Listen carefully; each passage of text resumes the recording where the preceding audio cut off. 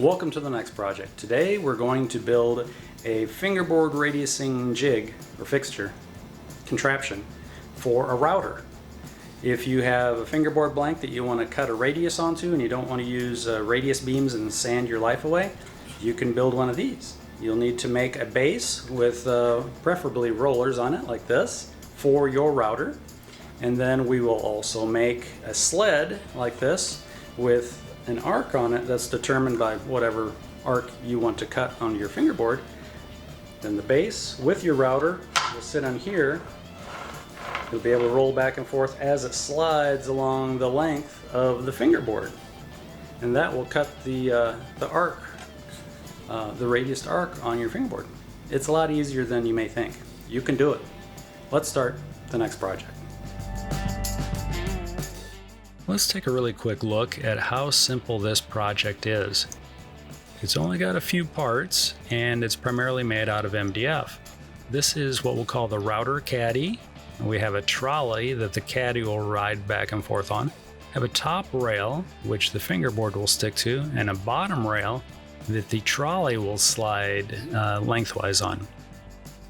And the pieces all go together very easily. The router mounts to the caddy, and this can be used with a fender style neck. However, some modifications will need to be made to the trolley so you don't have a collision at the headstock. Very simple construction for the caddy. I used 3/4 by 1.5 inch pine for the outside rails and a 1/4 inch thick MDF for the plate the router base bolts to. And I have to make sure the two sides with the bearings are truly parallel to each other. To make the trolley, it's even almost easier. Just need a little bit of 1/2 inch or 3/4 inch MDF, and again some pine rails to hold the two pieces apart the right width.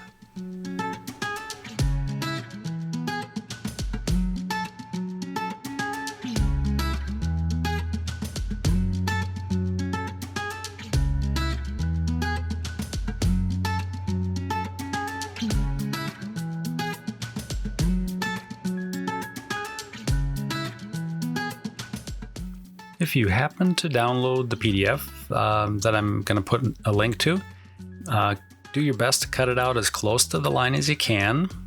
I'm using 1/2 inch MDF here, and I just put the paper template on there, square it to one of the edges, and trace around it so I know where I need to go.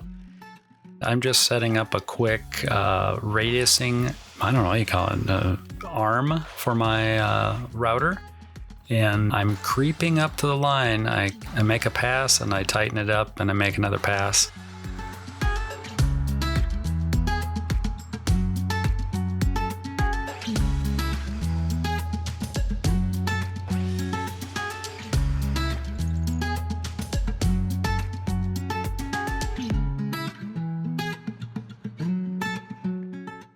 And here I'm using the paper template again to trace things, doing another cut, getting the other half of my trestle sides roughed out.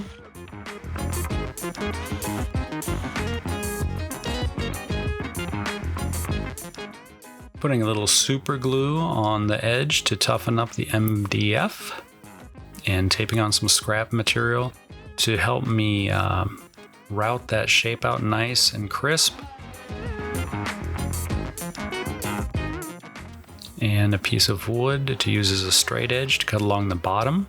And here are the two sides. One that is already finished is used as a master template to finish off the other half, and cutting I guess a stringer or a spacer between the two, which is measured off of the router caddy, and it's just a hair bit wider than the caddy. You want to have it not so snug that you can't move it, but also not loose. You don't want the caddy flopping around in there. And here doing a quick test fit. Make sure everything fits and slides as it should. And I did find out I had some gunk stuck on my bench that I had to clean off a little bit later.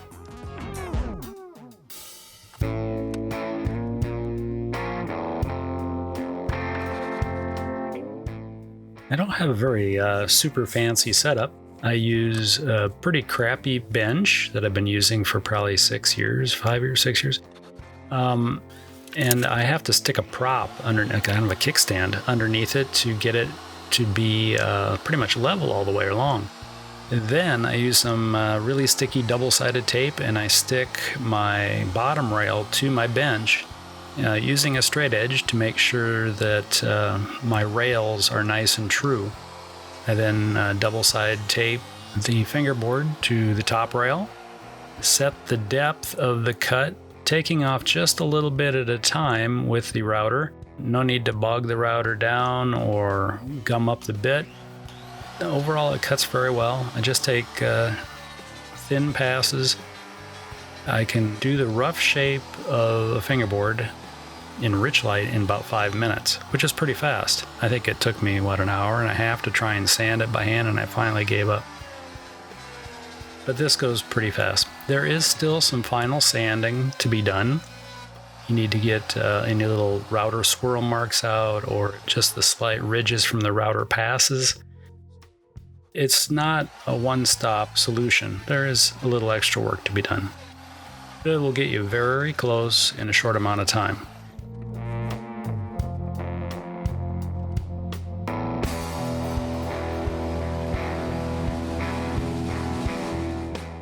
This overall process has gone pretty fast, and it actually took me 45 minutes from start to the finish of this routing to prep this fingerboard from just a rectangular blank.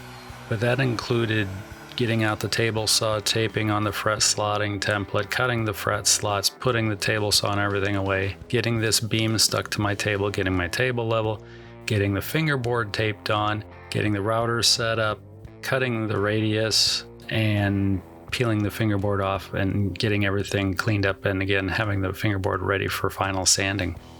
About 10 minutes worth of work in 45 minutes.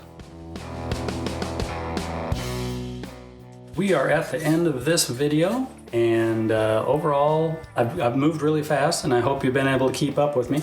But if you're doing this kind of work, you can probably see what I'm doing and go, oh yeah, I get it, I can make one of those. I'll have a link to some drawings in the description that you can download. Print the PDF at 100%. Don't scale it to fit media or anything like that. Print it to size.